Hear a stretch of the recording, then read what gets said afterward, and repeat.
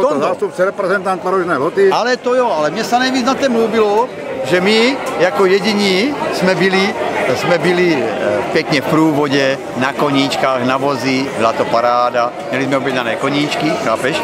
Takže všetci šli pěšky a my jsme se vézli a zpívali jsme. Počkej, jak vézli, tak já jsem viděl tam akorát pana Valentu a pana starostu tady Ostrovské Lhoty a najednou Co najednou? Však my jsme tam měli povoz, chápeš? A my jsme tam pěkně jeli na koníčkách a zpívali jsme ty naše lhotské písničky a to byla největší nádhera, co jsme na tempo srazu mohli zažít. To jste byli někde na chvostě, vy jste byli někde na chvostě, nebo na začátku? Byli na ocasí, ano. To tam jo nevím. A ty mami, které šli pěšky, tož některé aj ty dětičky nám tam dali, to jsme jich aj zvezli, no bylo to nádhera a ty lidé nám mávali a my jsme na ně také mávali a zpívali, bylo to nádhera prostě. Tak, víš? Dobré.